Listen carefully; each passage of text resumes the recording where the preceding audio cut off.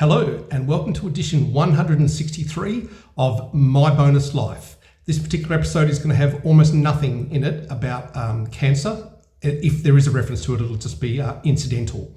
So here is today's agenda.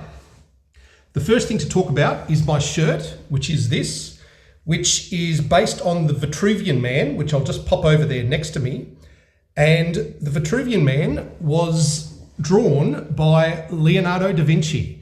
In a previous episode, I erroneously said that it was drawn by Michelangelo, and I was absolutely wrong with that. One of the subscribers corrected me on that topic, and I accept that I was wrong, and I need to own up when I get things wrong, and I always will. I got that wrong. It's not Michelangelo. He did the ceiling of the Sistine Chapel. It was Leonardo da Vinci. There you go. Who I might add also correctly predicted the invention of the electric guitar, which I think is pretty awesome. And what a guy. The second thing on the agenda is Caroline's return date from Europe. That return date is Friday, Friday the 14th. Today is Sunday the 9th of March. So I've got 5 days left and I'll be seeing Caroline again, which I'm pretty excited about. She's had a great time, as I hope you've seen on her channel. And I'll put a link to her channel down below as well. Her next couple of videos that I know what she's done, but she hasn't done the video yet, you're really going to enjoy. I'm looking forward to watching them myself. So stay tuned for that.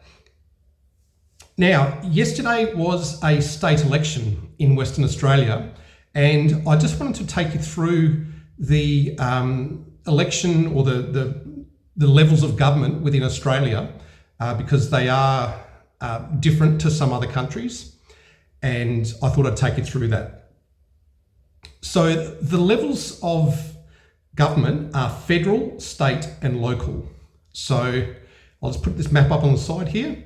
So at the federal level, I am part of the Federation of Australia, the nation of Australia. So when we have a national election, we are electing people for the federal government to govern us at that level. Okay, so the federal government, they can make laws at the federal level. So those are laws for things like the Australian currency, the fact that we use the metric system, import and export laws, anti-terrorism laws, things like that. The legislature is at the federal level, and it's those representatives that make that decision. Okay, so those are very high level and highly fundamental things within Australia. At the state level, we have a second set of government. They make state-based laws.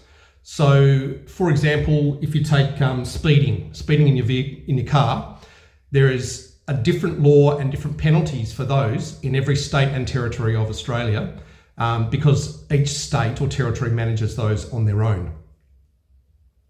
Then we have local government. Now, local government also makes laws. So they would make laws at the very, very local level. So they would, for example, say, if you park in this car park here and you don't have this particular sticker on your car because you're not from around here, you're not part of the city of Bayswater, then they'll fine you. Or if you leave a burnt out car on the front verge of your property, they will put a sticker on your car that says you've got 7 days to get rid of this, otherwise we will be collecting it and we'll be charging you. So things like that are done at the local level. Now, do local government areas match state government seats? It'd be really nice if they did, so that you could say each local government. So here I'm in Caroline's house, and this is part of the city of Bayswater at the local level. It'd be nice if the city of Bayswater was also a seat in the state election, but it's not. So here's a map of the local government area for the city of Bayswater. However, when Caroline voted in the election, she would have been voting for the seat of Maylands. So one of them is the city of Bayswater and the other is the seat of Maylands. And when you look at these two areas, they don't match. One of them has a northern boundary being the Reed Highway. The other one has a northern boundary being Walter Road West. Okay, they're not the same area, so they don't match. That is unfortunate, in my opinion. Now, how many states and territories do we have? Okay, now I got the number of states in Australia right. So if we go back to that map of Australia, every Australian, I think, has in their heads that the states of Australia are Western Australia, South Australia, Queensland, Victoria, Tasmania. Okay, so that's 1, 2, 3, 4, 5, 6 states. Great, we're done. And then if you were to say how many mainland territories, because there's also like the Cocos-Keeling Islands and some other ones that are external territories, but if you were to ask most Australians, how many mainland territories are there within Australia? Most people would say, and if you're an Australian, I want you to think of a number in your head that answers that. The number I came up with was 2, which is the Northern Territory and the Australian Capital Territory. Doing research for this video here, I discovered that I am wrong, because it turns out that Jervis Bay is its own territory, the territory of Jervis Bay, which I thought was part of New South Wales. It's not. It's its own territory. It has its own legislature that is controlled by the Commonwealth, different to that of New South Wales. There's a whole backstory as to why that happened, and it's to do with securing a port and having a port that could be not manipulated by the government of New South Wales. It needed to be independent of that. That's basically the background of it. But I didn't know that. If you had have asked me, I would have definitely put $100 down to say there are only 2 territories on mainland Australia. The correct answer is 3. I'll just pop up on Australia pop up on the screen this excerpt from Wikipedia that you can see there, that just very briefly says Australia has 6 federated states: New South Wales, which includes Lord Howe Island, Queensland, South Australia, Tasmania, including Macquarie Island, Victoria and Western Australia. Australia also has 10 federal territories, out of which 3 are internal territories, being the Australian Capital Territory, the Jervis Bay Territory, and the Northern Territory on the Australian mainland, and 7 are external territories: the Ashmore and Cartier Islands, the Australian Antarctic Territory, Christmas Island, the Cocos-Keeling Islands, the Coral Sea Islands, Heard Island and McDonald Islands, and Norfolk Island, that are offshore dependent territories. Each state and internal territory, except the Jervis Bay Territory, is self-governing with its own independent executive government, legislature and judicial system, while the rest only have local government status overseen by federal departments. So you can understand that if you're Norfolk Island and you've got a population of 2,000, it's a population that will not justify the overhead of having your own state government, because you need a lot of bodies and a lot of seats to run a state government. And for the Norfolk Island, for example, it doesn't make sense. Their population is too small. So they're just a territory, and they're governed externally. Okay, so that's how that works. Now, what have we got next on the agenda? Let's just have a look. Right, in the United States, the head of your state is called the governor. So you'll have like the governor of Iowa, for example, okay? In Australia, we call that position the premier. So we have the premier of Western Australia. So prior to the election, the premier was Premier Roger Cook, who used to be the Minister for Health when we had Premier Mark McGowan.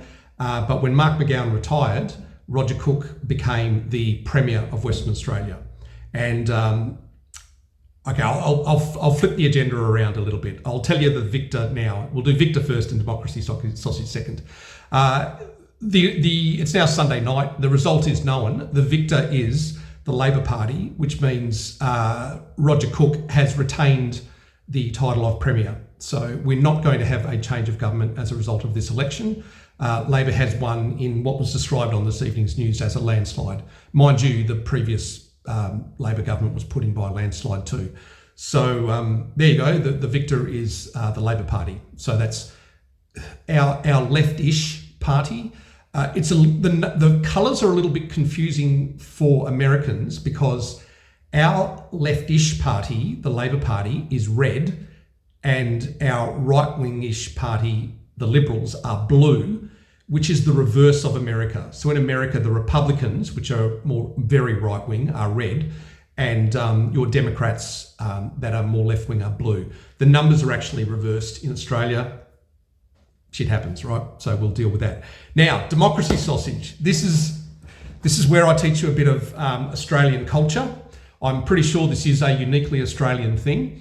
And it comes back to the fact that Australians will go a long way to have a sausage wrapped up in a piece of bread with some onions and tomato sauce and maybe some mustard on top. So this here, that is a democracy sausage. Okay, that's all it is. And we have democracy sausage sizzles whenever we have an election. It's partly to encourage us to get out to vote, but as you're about to find out in the little clip that I cut away to, it also raises money for normally the primary school or the venue that is hosting the voting. So let's cut away to a video that I shot yesterday, all to do with democracy sausage. Hello, it is Saturday, March 8, 2025. Today is the state election. So I'm now at a primary school in Maylands, Western Australia, and I'm about to go and vote. I think Caroline has gone to the Australian Embassy in London, and she's doing her vote there. Just to let you know, I won't tell you exactly who I'm going to vote for, but what I will say is in the past, I have voted for the Liberals and Labor and the Greens and even independents at various times. I'm a swinging voter, and I like being a swinging voter because essentially what that means I need to do is at each election, I need to listen to what both parties are saying they want to do, and I need to make a decision about who I think is best placed to govern, you know, either my state at that level or nationally at the federal level, and cast my vote accordingly. And I think that's for me that just suits my personality. I'm just not the type of person to say I will always vote this way no matter who is running, because it could be a really bad candidate that particular year, and secondly, it means you're never going to be able to bring about change as such, because you're always going to vote the same way. Whereas I think it's the swinging voters that are the ones that actually, you know, collectively swing and say, this thing here is particularly good this year, or this thing is particularly bad, so I either will or won't vote for this particular party. Anyway, I've broken one of my classic rules, which is I decided to not talk about politics, sex, or religion anymore on my channel, and I've just started talking about politics. But at least I haven't told you who I'm voting for, so there you go. I'm going to head inside. I've got my photo ID, so don't forget that if you're voting, you need to take your photo ID. I'm also wearing my Mr. Grinch shorts and work boots. If I flip the camera around, I'll just show you. So, whoa, there you go. That's a bit of a rude shot. So that's actually what I'm wearing today. So there's the Grinch, and there's the steel cap boots. So it's Maylands, man. Maylands is a really weird suburb. There are multi-million-dollar houses that are only 100 metres away from council flats that have a padlock out the front with a busted up cyclone wire fence and what have you. Maylands is a really weird suburb. I probably aren't going to raise any eyebrows wearing what I'm wearing today, which is kind of one reason I like Maylands. And I like Australian attitudes to this as well. We certainly don't take ourselves too seriously. Anyway, I'm going to go and vote, and we'll see how that goes. Okay, now a funny thing is about to happen, and most Aussies will know this, which is I'm about to run the gauntlet of all of these people here that have paperwork that shows you how to vote for their particular party. They're not allowed within, I think it's 50 metres of the polling centre. So they all stand at the entrance and they try and get you to take their pieces of paperwork on the way in. So I'm about to go and run that gauntlet. Okay, so I voted. There was strictly no cameras within the voting area, so I haven't got any footage of that. But basically, you go and get your name ticked off from your photo ID. They give you 2 pieces of paper to vote with. You put some numbers in your boxes. You put those pieces of paper in an envelope and you hand the envelope over or put it in the appropriate box, and then you smile and walk out. That's how it goes. Okay, now we'll go and we'll find some democracy sausages for you so I can show you that. So I'm with here. I've just come down to the Maylands Peninsula Primary School for voting, and I've just been told, because it's what, 3 in the afternoon, I think 3 in the afternoon. 3 in the afternoon, and democracy sausages are a distinctly morning thing. And as I've just been told, you ordered, what was it, too many last year? Ordered too many, and then we didn't sell all of them, so we've sold out this year. Sold out. Now, can you, just for our viewers, a lot of them are in America, and they think democracy sausage is something to do about being a patriot and making porn. So can you just tell me, what is a democracy sausage? It is a hot dog sausage in a bun, or a slice of bread. Is there not onions? Oh, we have onions, and we have sauce. We also have vegetarian sausages. You need the onion. Oh, sorry, and vegetarian sausage. Yes. That's good too. And we also did bacon and egg rolls. And would it be true to say that you can motivate Australians to do a fair bit if there's a sausage in a piece of bread on hand? Someone serving some food, just like going to Bunnings on a Sunday. That's right. In certain Bunnings, which is an Australian hardware store, normally on a Saturday there'll be a local charity, maybe like a Lions Club or something like that, will be selling sausages in a piece of bread, which is effectively a democracy sausage, for local charities. But when there's an election on, we call it a democracy sausage. And to have your right to vote, everyone has their right. You have your democracy sausage. And does the money go to charity, or is it's the school, so we raise the money for the PNC, which is the parents and citizens, and spend the money on the playgrounds and things for the students. So does that mean for this particular location, it'll go for this exact primary school? Yes. Okay, so I did not get to donate. Oh, actually, I will. I'll donate some money anyway to this school, and that's what a democracy sausage is. I think it's a great idea, and it is very Australian. All right, exercise your right to vote, everyone. Absolutely. Thanks, guys. And there you go. That's how I went tracking down that democracy sausage. Now, my apologies for the continuity error. You'll notice that my hair profile has changed and my shirt has changed. So I'm now wearing We All Have Wings, but some of us don't know why, which is a lyric from the song Never Tear Us Apart by INXS.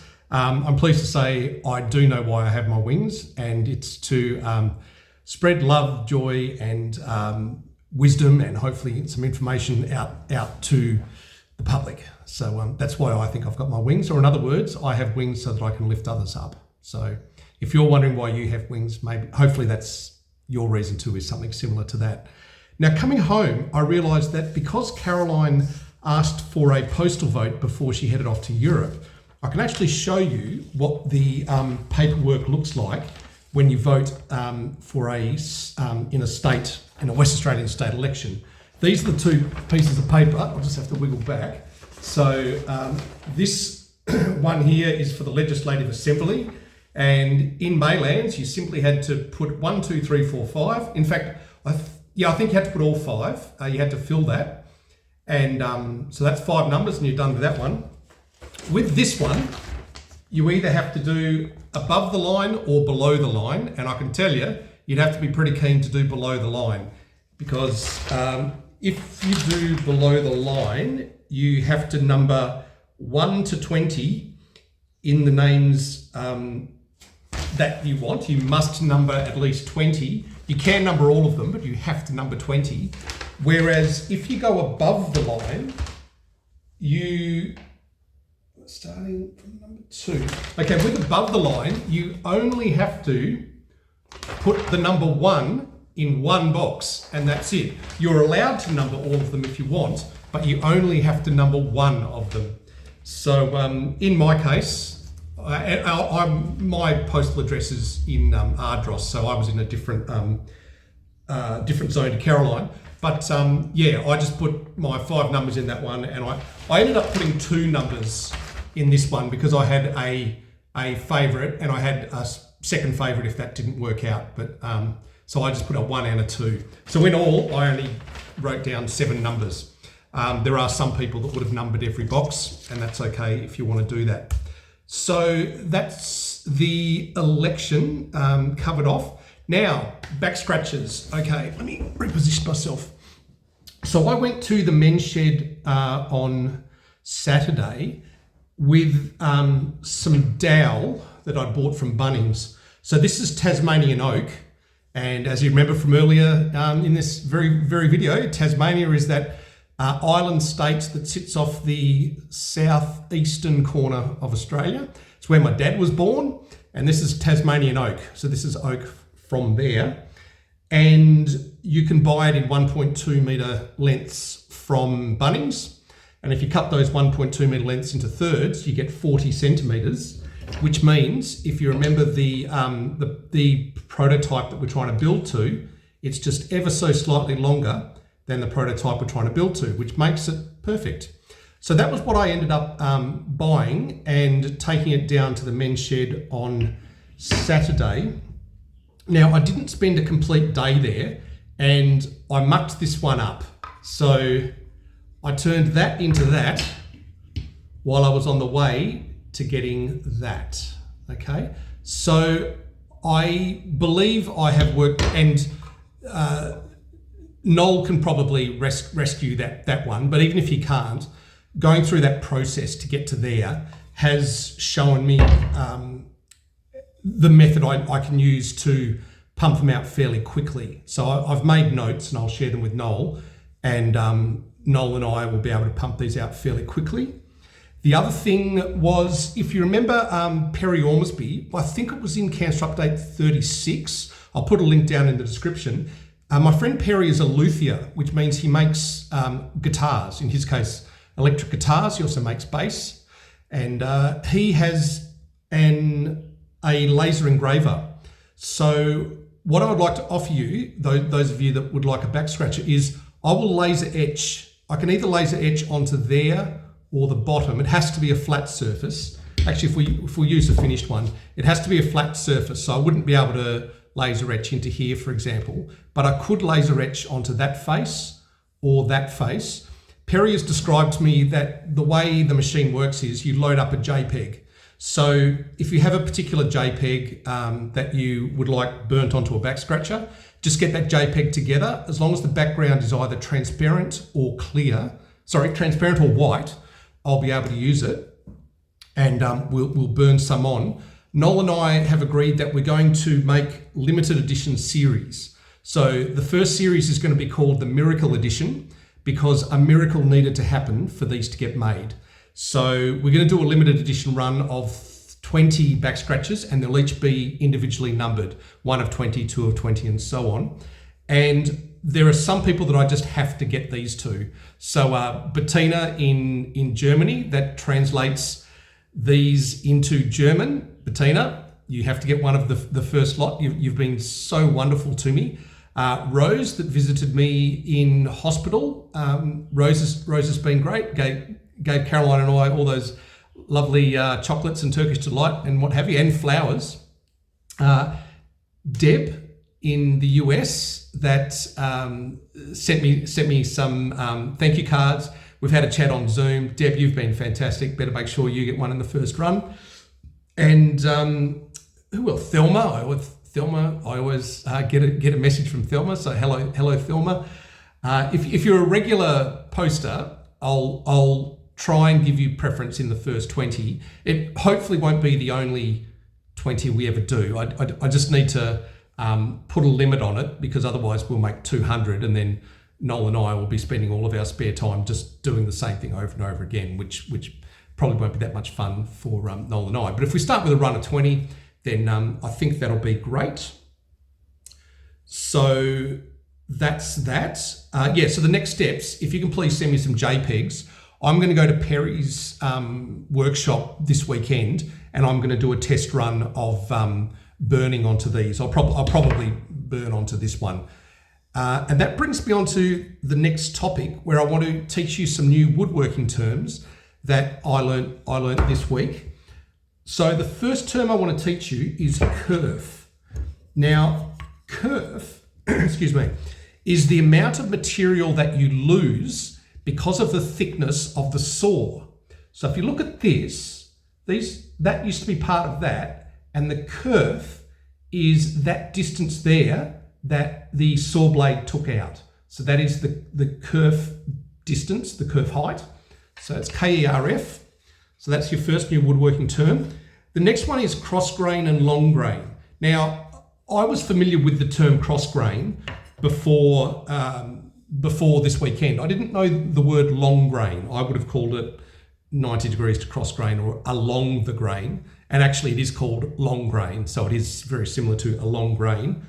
Now you'll notice that if I show you the side of that, I very deliberately chose to put these sides at exactly long grain. So that is exactly, that is exactly cross grain. That is exactly long grain. And the reason I wanted to do that was I wanted to see how we go with the laser etching, because I'm quite sure that anything we laser onto the long grain stuff will be evenly burnt into the wood. I'm curious to see how we go when we are burning cross grain, because in effect that is dense, less dense, dense, less dense, dense, less dense. So I think you're going to get a scalloping effect of the burn. So I'm going to experiment with that and see how that works on the weekend. And based on that, I might either make them in this orientation or 90 degrees to this orientation, depending on how the burn looks.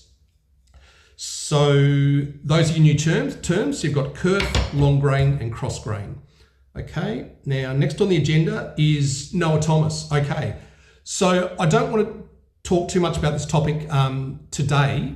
I did notice on my last video there was quite a bit of discussion about it. I've been really pleased. I didn't actually have to delete a single comment, but I do want to clarify my position, and I'll show you an example of a comment that was made to my episode 160, where I was talking about devious people in the cure for cancer market. So basically, if you're having a discussion and your opinions are different to mine or someone else on the channel, that's totally fine. I think that's how adults talk things through, and they're prepared to change their mind, which means they're prepared to learn. What I'm not prepared to tolerate is abuse. So if you're threatening people, then I'm going to chuck you off my channel. Now I'll just pop up an example of abuse that where the person they were threatening was me, and I did end up throwing this person off the channel. So let me just bring it up so I can read it along with you. Okay, so here it is here. You'll have it up on your screen now. So it's from Shadow H Mask and then some numbers, and it says, refrain and remove this video immediately. In the event that you proceed notwithstanding this warning, you should assume that our client will take appropriate steps, including the commencement of appropriate legal proceedings in order to protect its interests. This is your final warning before actions will be taken. Now that's clearly a threat to me to try and get me to take down video 160. It's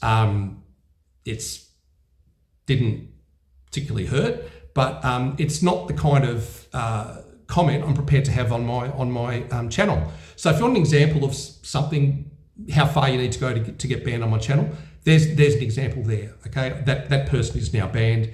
Anything that's abusive like that, I will ban the person and delete the comment. It's exactly the same as if you had someone over for a dinner party and you were having a discussion about whether renewable energy was a good idea or not, and someone else said, I'd rather go nuclear, when someone else is saying I'd rather go wind or whatever. But you're having a rational discussion. You're discussing the pros and cons of each. However, if someone was to turn around and say, anyone that thinks that is a moron in your house, then that's it. I'm kicking you out of the house. And my channel on YouTube is my house. So if you say abusive things in my house, I will throw you out. just as I would in my real house. So that's how it goes. Now, sometimes you get a great comment, and I just want to call out Sam Hunt Australia for the following, and I'm assuming the spelling mistake was because of autocorrect, and I think it was also from the 160 video. And Sam says, well done, Paul. Unfortunately, many patients are not as critically minded as you. Yet another reason why the plural of anecdote is not data. Now, that really made me laugh. I think it's great. Sam is very much not banned from my channel. Good on you, Sam. I thought that was fantastic. Brought a smile to my face, and you are quite right. The plural of anecdote is not data.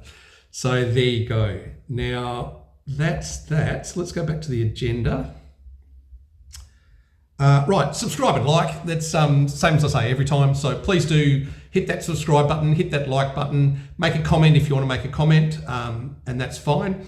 And I'm going to close out with one little giggle I got about bass players and a little brain teaser from Liquorland. See if you can work out what's wrong with their pricing module. Okay, thanks from Paul in Perth. I'll talk to you again soon. Bye-bye.